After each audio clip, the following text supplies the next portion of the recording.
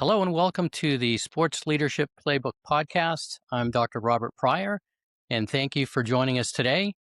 I'm happy to have a special guest to join us, Matt Elkin, who is the assistant men's basketball coach at Stanford University, has come on to be our guest, and Matt has ties to Northeastern and the sports leadership program. So welcome, Matt, and I'll just kind of open the floor and let you talk about your connection here and kind of where your journey began and where you are now at Stanford.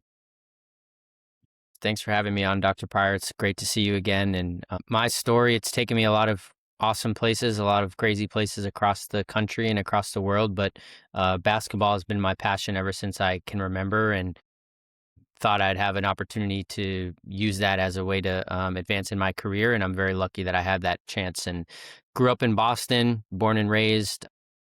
I was lucky enough to go to the University of Wisconsin in Madison, which is where my kind of coaching career started as a student manager. And then after graduation from there, I was able to get accepted to the sports leadership program at Northeastern, move back closer to home, and begin my kind of more full-time college coaching career. Was a graduate assistant with the men's basketball team for 2 seasons. We went to an NCAA tournament during my time with Northeastern and with the Huskies. And full circle, one of the coolest moments of my career, even to this day, was having grown up as a Boston Celtics fan in the city. And our very first game that I coached when I was at Northeastern was against Boston University at the Garden. So I got to stand on the court that, I grew up watching as a kid. So that was really just one of many incredible experiences for me as a part of being with Northeastern. But ended up getting my master's degree, and then began kind of my real coaching journey. I spent the next 4 years coaching high school basketball, 2 years at a boarding school in Vermont called Vermont Academy, and then 2 years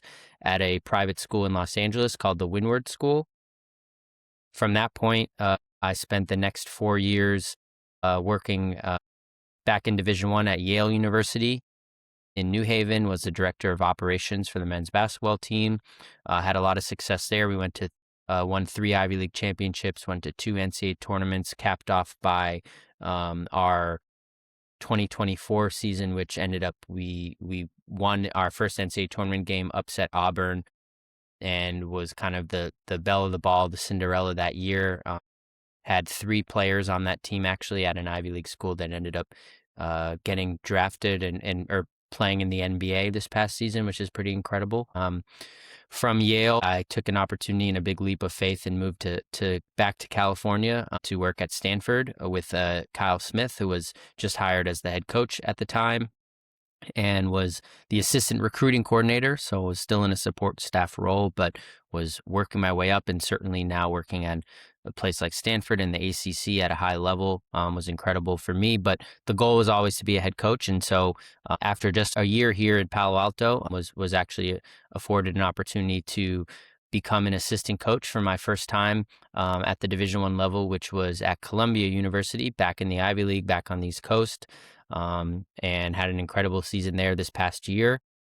My first as an assistant, and did enough in that time, and was very lucky that I had to build enough great relationships here at Stanford in my short time, that when an opportunity opened back up here at Stanford for an assistant coach, that my name was called, and Coach Smith offered me the job, and now I'm here back in Palo Alto beginning year 1 as an assistant. That's fantastic, Matt. Very happy and proud of you, and obviously a lot of hard Thank you. work. And in the coaching profession, there's a lot of movement, right? It's not typical to stay somewhere for 20 years, right? There's a lot of movement, especially with assistant coaches when there's opportunities. And obviously you did a great job that Coach Smith is bringing you back on board, understanding what your skill set is and what you can do to really help build a program there for Stanford. So that's exciting.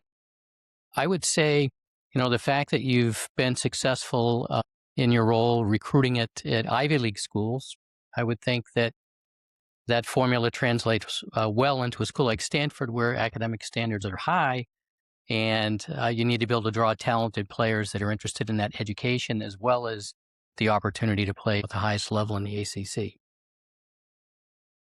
Definitely. A big reason why I was able to find my way to the places that I've been, specifically in the Ivy League at Yale and Columbia and here at Stanford, is because I've really tried to establish myself as somebody who develops meaningful relationships and understanding of what it takes to be a student athlete at this level.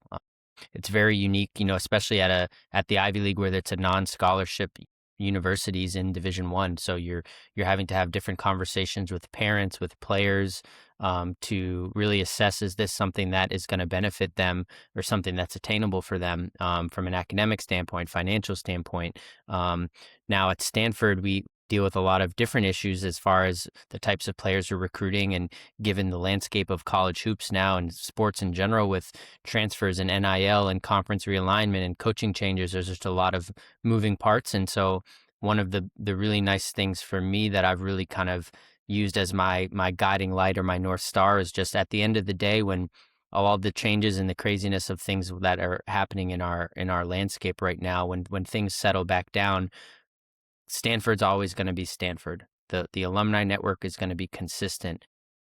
The types of opportunities for career development, career advancement are always going to be there. The reason why people choose to go to these top tier institutions are going to always be consistent and always be there as things change in basketball and a variety of other areas. And so for me, I've really enjoyed being able to build relationships with high school coaches, with AAU coaches, with agents nowadays, and for them to understand what it takes to not just be qualified to get in, but what we're actually looking for. And I think that that's where I've tried to spend a lot of time over the last several years honing my craft to be able to identify who those people are that are going to be a perfect fit here.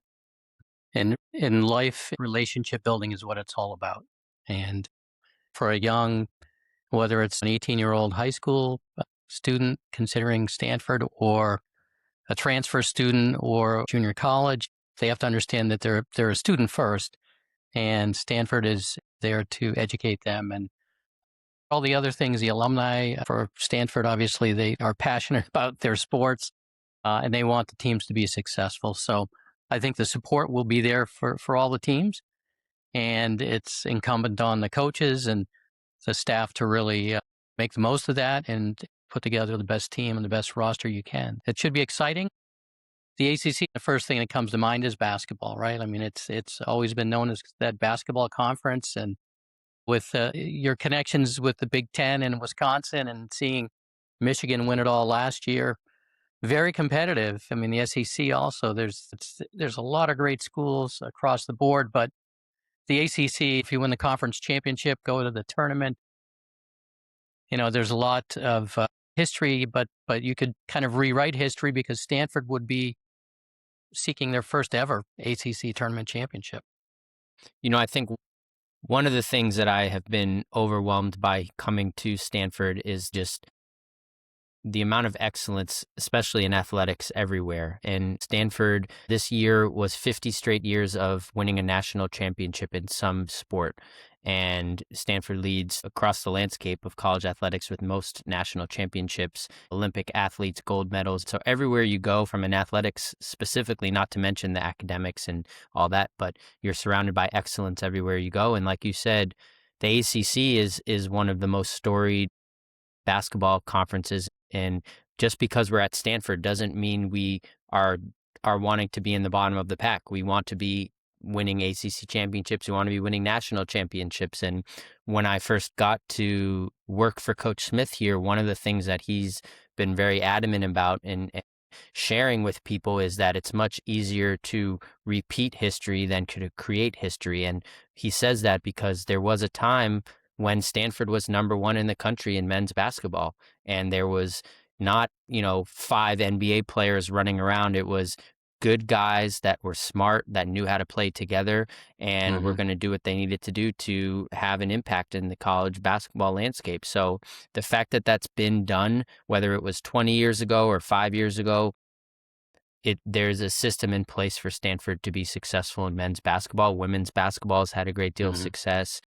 And so I think when football and basketball and volleyball and all the sports that most people see on TV, when those sports can be elevated to a national stage, it helps everybody else. So all the other sports around here have done an amazing job holding their end of the bargain. And so now I think it's our time to really showcase that, Stanford basketball is here. We're in a new conference. We might be in the Atlantic Coast Conference, but we're on the other side, and don't forget about us, because we want to be able to compete on the highest level, just like all the schools that are in the Big Ten and the Big 12 and the SEC.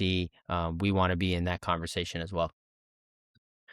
It's an exciting time, and it's also probably a bit challenging when you think about the travel aspect. How does that work?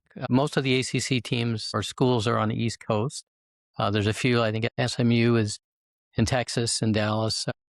The majority of your games would probably be on the East Coast, right? So how does that scheduling go? I know the conference puts things together, but then you also have your own out-of-conference schedule that you can put together too. So how was that going to work, and how do you kind of overcome the challenges with travel, as far as maybe going in earlier or getting time to acclimate to the East Coast? Definitely. And I think when my first year at Stanford 2 seasons ago was our first year in the ACC. And I think there was a lot of learning that was going on through the process with administration, with not just for basketball, but for all the sports. And so I think now, this being year 3 for our head coach and year 3 in the ACC, I think a lot of those logistics have been tightened up and, thought of more so with the student athlete in mind, which most of us think of cross-country travel. What is this going to do to the student athletes? And so, from our standpoint, one of the areas that I've been very involved in prior to Stanford was with regards to scheduling, in my time in the Ivy League, game scheduling. And so, from our standpoint at Stanford, from a scheduling standpoint, as far as how we build our schedule, you have your non-conference first half of the year, and then your in-conference ACC play. We knew that ACC conference play was going to have us crisscrossing the country. Like you mentioned, most of the teams are on the East Coast. You have SMU, you have Notre Dame, Louisville, you have some schools that are maybe a little bit, but they're all leaning, East Coast, Eastern time zone. So what that means for us is that for a game when our ACC schedule is Wednesday, Saturday, it doesn't make sense for us to fly to, say, Syracuse to play a game on a Wednesday and then fly back home and then fly back to play Boston College or something like that. So what we've ended up doing is spending more significant chunk of time on the road. So we might be gone for 5 or 6 days at a time. And then what that hopefully allows us is for our players to be mentally, physically equipped to handle the competitions, the stresses of travel, the being able to get on an academic schedule. And so trying to come up with that routine has helped a lot. We have the luxury of being able to fly private certain times. So that allows us to be a little more flexible with when we have to leave, things like that. And so what that means, though, is that for our non-conference schedule, we've really tried to avoid and alleviate some of the travel pressure with that. So we're playing a lot more games at home or more West Coast heavy, just so, again, with anticipation and knowing that students are going to have to miss some class time for the travel. There is going to be a lot more demanding on them physically, mentally with the coast-to-coast travel. And so we've tried to help make sure that in the non-conference, we don't do as much of that.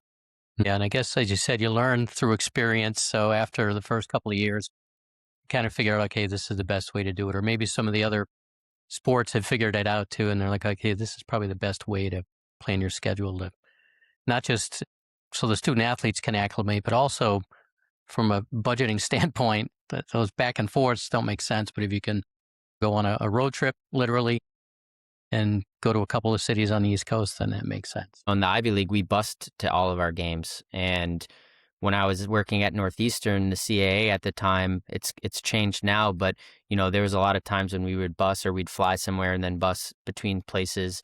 And again, in the ACC, if you're talking about being spread out all across the country, it's unavoidable to try to tighten up some of those travel difficulties. So the school has done the best they can, but again, we have the luxury of being the men's basketball program, and I know that there's programs across this campus that don't have the same ability to travel the way that we do. They don't have the same budgets.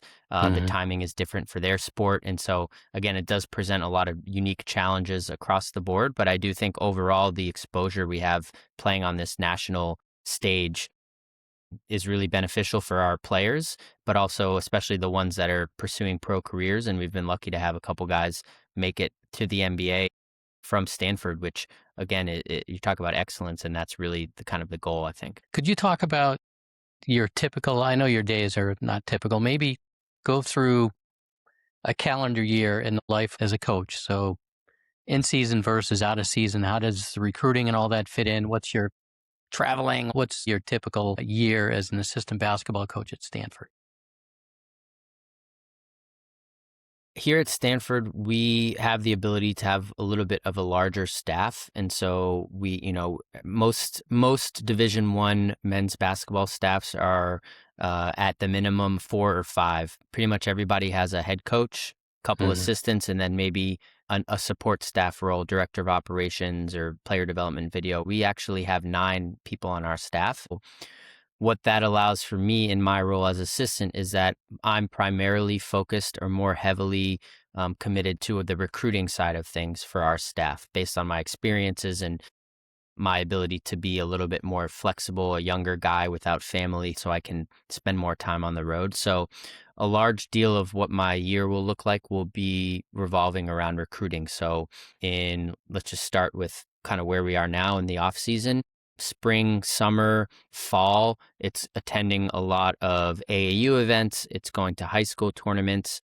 In the fall time, there's a lot of open gyms where schools will open up their doors and have coaches come watch players work out.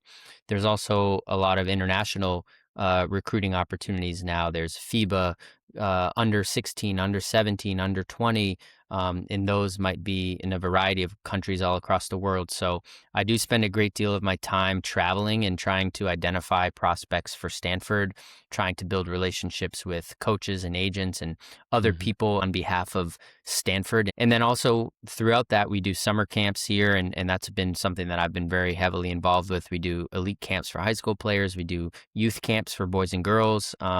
So those are things that I'm also involved with. And then the last thing, and probably the most important thing, but the thing that maybe I don't spend as much of my time as I would like, is with our current players. At Stanford, we're on quarter system. So we have a little bit of a less traditional kind of school year compared to what most people are accustomed to. So we have our guys around a lot in the summer. And so that could be practices, team workouts, things like that. We have a limited number of hours we get. So I try my best to not have to be gone all the time so that I actually do get to spend time with our players. But, again, my number one priority is trying to make sure that Stanford basketball is set up for the future to have success. And for me, that's within recruiting. Now, during the season, we talk about from realistically late September, early October through hopefully March. There is recruiting that's going on year round, especially if we're going on the road for a week and we might be in the Carolinas. Maybe I break off one day and take a ride and go watch a high school game. But my primary focus during the season is with our team. I want to make sure that our players are doing the best they can to be fully focused on the task at hand, which is making sure they're helping us to prepare to win games, making sure they're staying connected with their academics, making sure that they're mentally, physically, emotionally well throughout the ups and downs of a season. So I just try to be supportive of our players and our staff to feel out where can I fit in that area. I'm a younger guy, so my experiences in player development and scouting and coaching are areas that I'm hoping to continue developing with the opportunity. So while I make sure that I'm recruiting always is happening 24/7, but I want to be involved. I'll be on the bench with our guys. I'll be coaching them up in practice. I'll be trying to help them to improve their game so that we can hopefully win more games and continue to have success. I think recruiting in my role is very much of a year-round process, but the time that I spend, whether it's here on campus or on the road, that's the main thing I think that varies depending on what time of year we're in.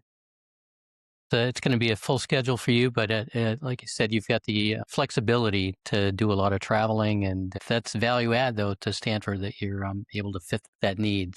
That's tremendous. Could you give us a story or something that you learned from Coach Cohen at Northeastern that sticks with you today? Something that you learned from him as you go on as a head coach someday. What would that be? There's two things that jump to mind right away, and one of them is particularly something that Coach Cohen was very adamant about and was always talking about his philosophy, and the other thing was from a visitor that came to talk to us. So the first thing, Coach Cohen used to always say that his goal at the end of a game, at the end of a season, at the end of a career was that we would earn the look. He said, earn the look. And what he meant by that was when you go through a handshake line at the end of a game, and you've left everything out on the floor that you possibly can, you shake your opponent's hand, they look you in the eye, and they say, good game. And they mean it because you did everything you possibly could to help your team win. Sometimes you win, sometimes you don't win. But you never wanted to walk through that handshake line and either have somebody give you a fake look or do feel anything less than you've given your best effort. And so he would always say, earn the look. And so that comes obviously on the basketball court in that specific example, but it comes throughout life. And I think that's what we as coaches, we try to do. We try to give messages on the hardwood that can translate to other areas of your life. And so I took that to heart to earn the look. Everything that I do, everything that I approach, whether it's basketball related or in my personal life, family, friends, whatever, I want to earn the look. I want people to look to me to say that I did the best that I could and that I have earned their respect. I've earned their trust. I've earned the responsibility to get more things on my plate, on my to-do list. And so I really aspire to earn the look in every aspect of my life. And that was one thing that Coach Cohen really kind of instilled in our team at the time, and one thing that stuck with me. The second thing was, so Coach Cohen, he had been an assistant coach at Boston College for many years. And I, growing up in Boston, used to go to a lot of BC games. And so Jared Dudley was one of the great players of my kind of upbringing, and has had an incredible NBA career in coaching now. And so Jared came to practice one day at Northeastern, one of my first couple weeks on campus, and he huddled the guys up and he was talking to everybody about being a star in your role. And it also kind of reminded me of something that Peter Roby told us in the Summer Institute, which also stuck with me, which I know you didn't ask, but it's also a good tie-in. And he basically said, lead from the seat that you're in.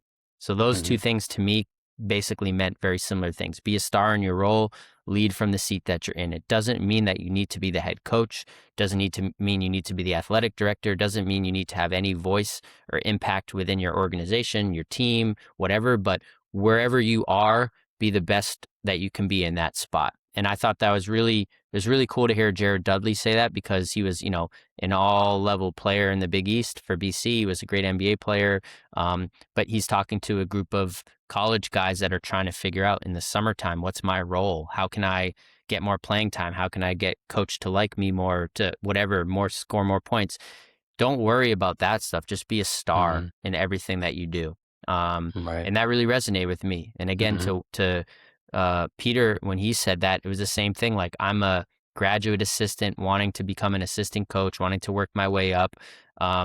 Just because I'm a GA and I'm a student, it doesn't mean that I couldn't be a leader. It doesn't mean I had an opportunity to be a positive influence on everybody around me, to demonstrate leadership qualities that others would want to follow along suit with. So those two things, kind of in conjunction from the academic side and the athletic side, to me were like two things that truly have stuck with me years into my coaching career, and things that have become part of my coaching philosophy as I look to hopefully become a head coach one day.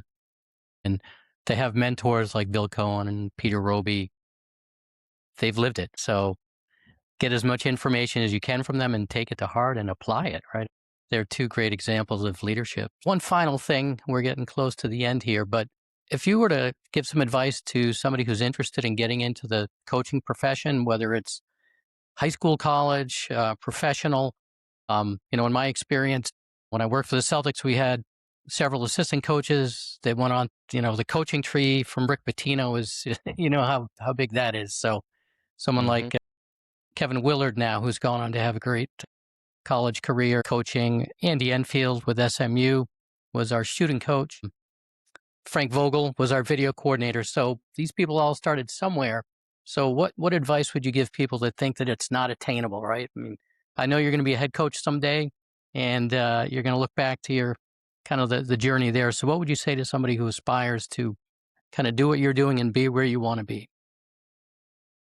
It's so interesting because I'm literally a product of that. And I feel like I was younger and I used to hear people, older, experienced coaches saying, I was in your shoes one day, and you never believe it. But now it feels like I'm in that position where I talk to a lot of younger coaches and I said, hey, I've been in your shoes one day, and they don't believe it either, probably. So, I definitely think that, like we talked about, relationships are so valuable and so meaningful. And it's not just about how many contacts do you have in your phone, but it's about who is going to answer the phone. It's about who's not only going to answer, but then they're going to make a follow-up call on your behalf. And so, um, I think a lot of people would say it's not who you know, but what you know, right? That's kind of, or it's not what you know, it's who you know. And I think it goes beyond that. It's not who you know, but it's also who knows you, and it's who wants to help you. Um, as a young coach, I had an opportunity to meet a lot of college coaches when I was coaching at prep school. And even when I was at Northeastern, and coaches would come to our gym and they'd want to get their players recruited, and you'd meet all these coaches. And then you realize, you look through your phone, and half of the people I texted or called never responded to me. They might not even know who I am. And so it's not just what you know, it's who, but it's not just who you know, it's who knows you, who will be willing to help you. And I've had countless people in my career help me to get from one place to another, or just have a 20-minute phone conversation with me to kind of give me some inspiration, or maybe give me some motivation, or just teach me something that can help me in my job. And so I think the biggest thing that I've done in my coaching career, which is not a luxury that everybody gets to do, but being out of my comfort zone helped me more than anything else. Being able to go to college in the Midwest and then come back home, being able to work in a boarding school at fresh out of graduate school. I was 24, 25, and I was living at a boarding school in Vermont. Most of my friends were in Boston or Chicago or New York City, LA, living a great life, making a lot of money. I sacrificed that time in my life to be where I'm at now, and I wouldn't trade it for the world, because again, 10 years ago, I would have done anything to be an assistant coach at Stanford. And so you have to just invest in those relationships and be willing to be uncomfortable. Maybe you do have to work at high school. Maybe you have to coach women's basketball. Maybe you have to take a year away from the game to help you appreciate how much you love coaching. And I know a lot of coaches have done that too. So my relationships and my ability to build those by stepping out of my comfort zone, both physically moving myself to different parts of the country, working in different levels. But the network is what is going to help you to not only access the information that you need and the value, but it's also going to help you learn about things, what jobs are open. It's going to help you learn about how you interact with other people, being better at working with your players, with their parents, learning about how I can become more patient, how I can become, a better coach and a better person. And so I think for me, for a lot of young coaches, nowadays, especially because of just the change that's happened in our society, people want things quickly. And like when I was even when I was at Northeastern in grad school, like I was writing handwritten letters to people. I was working basketball camps. I was going to watch practices. I was spending time trying to build my relationships, and I was doing it the way that I thought I had to, was investing in those relationships. And I talk to a lot of young people now that think that they can just cut corners or fast track to those spots. And it's not, you might get lucky, but it's like a house of cards.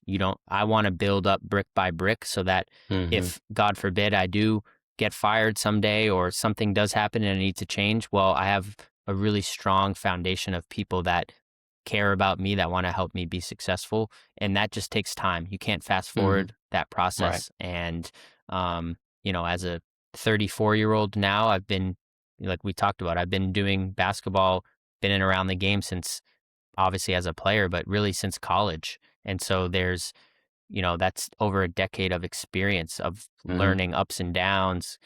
I think it's amazing that there's people out there that are willing to put that time in. I think those people deserve to be rewarded, and I'm just really fortunate that I'm one of those people that has been rewarded.